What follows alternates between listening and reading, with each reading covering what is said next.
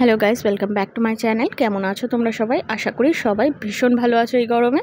তো আজকে সকাল সকাল আমি স্নান সেরে পুজো দিয়ে ব্রেকফাস্ট না করেই বেরিয়ে পড়েছিলাম একটা ছোট্ট কাজের উদ্দেশ্যে। কাজটা ছিল আমার মানি ক্যাসাডোনা আর মানি কাসাডোনা। প্রনাউন্সিয়েশনে যদি কোনো মিস্টেক হয়ে থাকে ক্ষমা করে দিও। তো তোমাদের সাথে অ্যাম্বিয়েন্সটা শেয়ার করার জন্যই আমি আরও ভিডিওটা করেছি। ভেতরটা প্রপার্টিটা এত বড় আর এত সুন্দর পরিষ্কার পরিচ্ছন্ন পরিবেশটা না তোমাদের সাথে শেয়ার না করে পারলাম না। তো আমি যাব হচ্ছে এই বিল্ডিংটায়। তো তোমাদের দেখাই, চলো ভেতরের অ্যাম্বিয়েন্সটা কীরকম। নিচে দিয়ে ঢুকেই সবার প্রথমে রিসেপশন এরিয়া পড়ে। এখানে একটা সিটিং এরিয়া রয়েছে যেখানে সবাই ওয়েট করতে পারে, বসতে পারে, ঠিক আছে। রিসেপশনে কিন্তু নাম এন্ট্রি করাতে হয়। আর দেখো আমি লিফটের কাছে চলে এসেছি। লিফটের কাছে কিন্তু নাম্বারিং করা আছে, কোন লিফট কোন ফ্লোরে যায় সমস্তটা এখানে নাম্বারিং দেওয়া আছে। তো আমার যাওয়ার ছিল 4th ফ্লোরে, তো আমি সেই লিফটে উঠে পড়েছি, দেখতেই পাচ্ছ।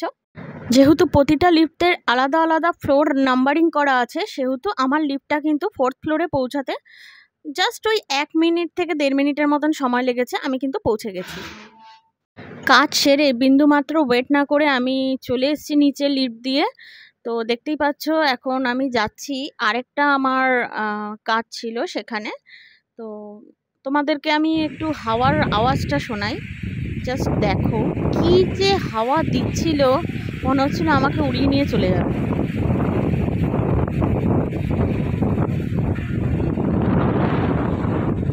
এত সুন্দর সাজানো গোছানো পরিবেশটা আমার কিন্তু বেশ ভালো লেগেছে।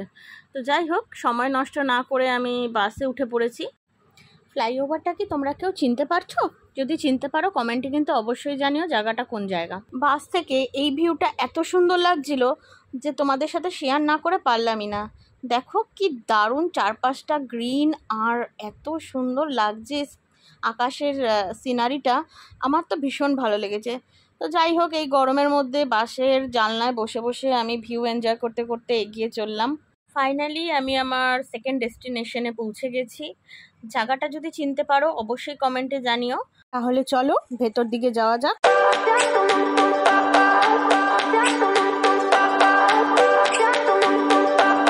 অলরেডি আমার কাজ শেষ, আমি নিচে চলে এসেছি। প্রচণ্ড গরম পড়েছে আর খিদেও পেয়েছে, তো চলো কিছু খাওয়া যাক। তো দেখো আমার হাতে চলে এসছে চিকেন ফ্রাইড রাইস আর চিলি চিকেন। আর এই কম্বোটার প্রাইস কিন্তু মাত্র 100 টাকা নিয়েছে, তার সাথে একটু পেঁয়াজ দিয়ে দিয়েছে। তো চলো খেয়ে বলছি তোমাদের কেমন লাগলো। তো টেস্ট করে যতটা বুঝলাম খুব আহামরি কিছু না, ঠিক আছে। 100 টাকায় আরেকটু ভালো করতে পারতো। চিলি চিকেনের টেস্টটা আমার ভীষণই ফিকে লাগলো। তো চিকেনটা এখানে তোমাদের একটু দেখাই। চিকেনটা কিন্তু প্রচণ্ড জুসি ছিল আর ভীষণ নরম ছিল। কোটিংটাও খুব মোটা ছিল না, পাতলাই ছিল, ঠিকঠাক চলে যায়। কিন্তু আমার মতে আরেকটু যদি টেস্টটা এনহ্যান্স করতো হয়তো আরও বেশি ভালো লাগতো। শুধু ফ্রাইড রাইস চিলি চিকেন নয়, মোমো চাউমিন সমস্ত চাইনিজ জিনিসই ওনাদের এখানে ওনারা বিক্রি করে। 1 প্লেট মোমোর দাম 60 টাকা, 8 পিস মোমো দেয়। মোমোগুলো যথেষ্ট ভালো ছিল খেতে। আমি কিন্তু 1 প্যাকেট পার্সেল করিয়ে নিয়েছিলাম মায়ের জন্য। তো বাসে করে আমি পৌঁছে গেছি স্টেশন। এখন যাচ্ছি বাড়ির দিকে। বাড়ির জন্য আমি ট্রেন ধরবো, টিকিট কেটে নিয়েছি দেখতে পাচ্ছ। তো এবার ট্রেন ধরার পালা। সিঁড়ি দিয়ে উপরে উঠে আমি প্ল্যাটফর্মের দিকে এগোচ্ছি। আমার ট্রেন অলরেডি অ্যানাউন্স হয়ে গেছে, কিন্তু এত গরম যে পুরো স্টেশন খালি, মানে খুবই কম লোকজন। বাট ট্রেন অ্যানাউন্স হওয়াতে লোকজনের ভিড়টা একটু দেখা গেছে। তো দেখতেই পাচ্ছ ট্রেন অলরেডি ঢুকে গেছে, এবার ট্রেনে ওঠার পালা।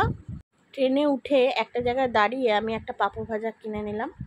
কিনে পাঁপড় ভাজাটা খেতে খেতে আমি কিন্তু আমার গন্তব্য স্টেশনে পৌঁছে গেছি।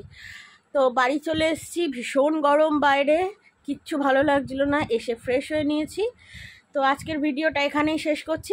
দেখা হচ্ছে তাহলে পরবর্তী ভিডিওতে। ভিডিওটা কেমন লাগলো কমেন্টে কিন্তু অবশ্যই জানিও। ততক্ষণ টাটা। ভিডিওটা কেমন লাগলো কমেন্টে জানাতে ভুলো না। আর লাইক শেয়ার করে দিও। যদি চ্যানেলে নতুন হয়ে থাকো তাহলে চ্যানেলটাকে সাবস্ক্রাইব করে দিও, বেল আইকনটা প্রেস করে দিও, যাতে নেক্সট ভিডিওর নোটিফিকেশনগুলো খুব তাড়াতাড়ি তোমাদের কাছে চলে যায়। দেখা হচ্ছে এরকমই একটা কোনো নতুন ভিডিওতে।